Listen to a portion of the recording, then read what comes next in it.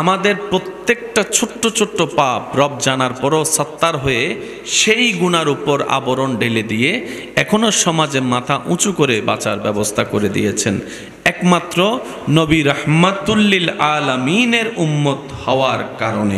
সুবহানাল্লাহ। আল্লাহ তাআলা আমাদেরকে সেই নিয়ামত অর্জন করার তৌফিক দান করুন। আমিন।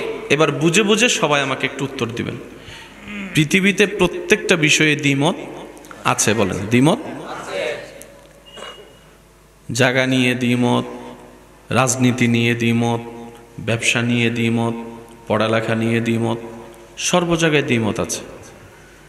আপনি যতদিন পৃথিবীতে থাকবেন দ্বিমতের বাইরে আপনি যেতেই পারবেন না। দ্বিমতের বাইরে যেতে, বিয়ের তারিখ নিয়েও দ্বিমত আছে, কিছু কথা বলে না। কার সাথে কার বিয়ে হবে না না হবে, সামাজিক সিদ্ধান্ত, পারিবারিক সিদ্ধান্ত, এটা নিয়েও দ্বিমত। আওয়াজ দিতে হবে, এটা নিয়েও দ্বিমত। সব বাদ দেন, সত্যের সত্য, সবচাইতে মহাসত্য এক আল্লাহ, এই আল্লাহ নিয়েও দ্বিমত আছে। কেউ বলে স্রষ্টা আছে, কেউ বলে স্রষ্টা। বুঝবেন সবচাইতে বড় সত্য কে? একটু আওয়াজ দেন না, কে? এই আল্লাহ নিয়েও মানুষের ভিতর কয় মত? এক দলে বলে যে স্রষ্টা আছে, আরেক দলে বলে স্রষ্টা। পরকাল নিয়েও দ্বিমত, বলেন না ভাইয়া? তকদির নিয়ে দ্বিমত, সবকিছু নিয়ে দ্বিমত, কিন্তু একটা বিষয়ে কোনো দ্বিমত নেই। যে ধর্মেরই হোক, যে মতেরই হোক, দ্বিমত আছে, দ্বিমত ছিল, দ্বিমত থাকবে। কিন্তু একটা বিষয় নিয়ে কোন দলের, কোন মানুষের, কোন প্রাণীর দ্বিমত নাই, সেটা হচ্ছে একদিন মরতে হবে।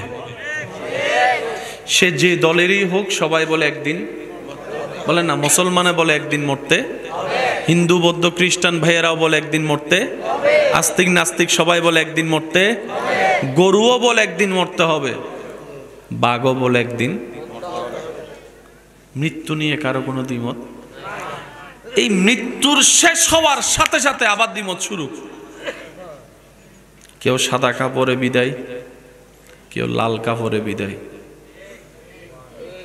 আমি কি বুঝাতে পারছি কথা আপনাদেরকে? কেউ গেড়ে ফেলে, কেউ পুড়ে ফেলে, কেউ পানিতে ভাসায় দেয়, কেউ পাখিকে খাওয়াই দেয়, কেউ কবর দিয়ে দেয়।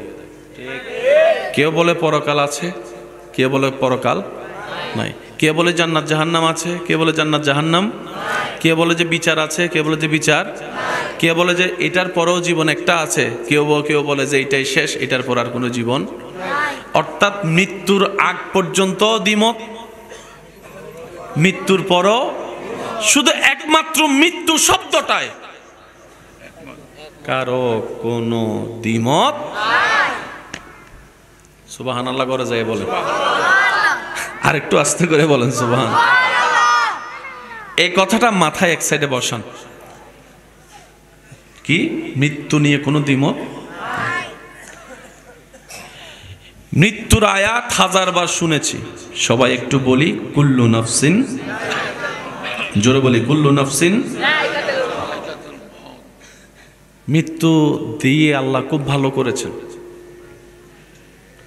এই মৃত্যু জিনিসটা যদি না থাকতো, পরকালে বিচার যদি না থাকতো, এই দুনিয়ায় অন্যায় অত্যাচারে সহ্য করা মানুষগুলা ন্যায় বিচার কখনো পেত না। বলেন না ভাইয়া?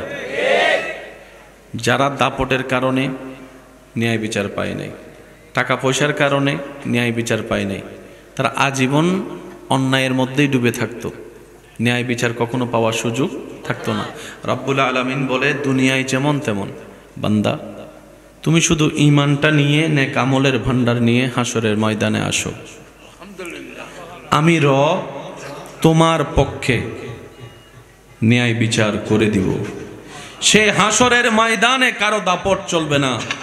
আনাল মালিক, আনাল খালিক, আনাস সামাদ, আমি আল্লাহ। সেই দিন আমার রাজত্ব চলবে, আর কারো রাজত্ব চলবে না পৃথিবী দুনিয়াবাসীর। সেই দিন আমি রব মজলুমের পক্ষ হয়ে জালিমের কঠিন বিচার করে দেখাবো। বলেন সুবহানাল্লাহ। সেদিন হবে মজলুমের জন্য ঈদের দিন।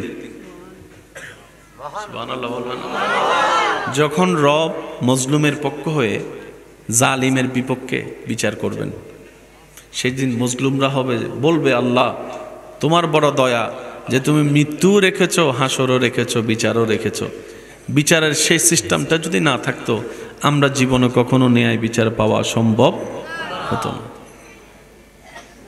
কয়টা কথা বললাম বলেন না ভাইয়া, কয়টা? এই দুইটা এক সাইডে রাখতে হবে, তাহলে পরে জিনিসটা আপনাকে কানেকশন লাগালে পুরো জিনিসটা আপনার মিল খুঁজে পাবেন। এই মৃত্যু কারো জন্য ভয়াবহ, কারো জন্য আনন্দের। কেউ মৃত্যু থেকে পালাতে চায়, কেউ মৃত্যু আসার অপেক্ষা করে। সুবহানাল্লাহ, আরো জোরে। সাহাবায়ে কেরাম বদরের যুদ্ধের তেমন সামগ্রী ছিল না, মৃত্যুবরণ 99% নিশ্চিত। জানার পরও আল্লাহর ভয়ে, নবীর প্রেমে বদর অভিমুখে রওনা হয়েছেন। পরিবারকে পিছনে ফেলে, স্ত্রী পুত্র সন্তানকে পিছনে ফেলে, ব্যবসা চাকরিকে পিছনে ফেলে, দুনিয়াকে পিছনে ফেলে সামনে অভিমুখে রওনা। একটা তলোয়ারের বিপক্ষে 10টা তলোয়ার বিপরীত দলে। সাহাবায়ে কেরাম মারা যাবেন, শহীদ হবেন জেনেও সামনে অগ্রসর হচ্ছিলেন। সুবহানাল্লাহ। এমন একটা দৃশ্যপট এই পৃথিবী দেখেছে ভাইয়েরা, এমন দৃশ্যপট ইসলামের যেটা দেখিয়েছে পৃথিবীর ইতিহাসে দ্বিতীয় তেমন কোনো নজির আর কোথাও নাই। বলেন সুবহানাল্লাহ। ইসলামের মধ্যে হয়েছে, বলেন সুবহানাল্লাহ। সাহাবায়ে কেরাম হাসি খুশিয়ে জান দিয়েছেন, বলি সুবহানাল্লাহ। সাহাবায়ে কেরাম হাসি খুশিয়ে জান দিয়েছেন। জিজ্ঞেস করা হলো আপনাদের কি মৃত্যুর কোনো ভয় নেই? সাহাবায়ে কেরাম বলে মৃত্যু তো একদিন আছে, ভয় পাইলেও আছে, না পাইলেও আছে। যদি মৃত্যুটা হয়, যেমন আমরা যদি আমাদের ভাষায় বলি মৃত্যু তো যে কোনো সময় হতে পারে, যে কোনো পরিবেশে। মৃত্যুটা যদি এমন হয় আপনার শরীরটা থাকবে মসজিদে, কপালটা থাকবে সিজদায়। আপনার শরীরটা থাকবে মসজিদে, কপাল থাকবে সিজদায়, জবানে থাকবে সুবহান রাব্বিয়াল আলা, রবের প্রশংসা। এদিকে আপনার দেহ থেকে প্রাণটা চলে গেল, বের হয়ে গেল। যে কোনো মানুষ তার সেই মৃত্যুকে নিয়ে অহংকার করবে, গর্ব করবে, দেখো কি সৌভাগ্যবান ব্যক্তি।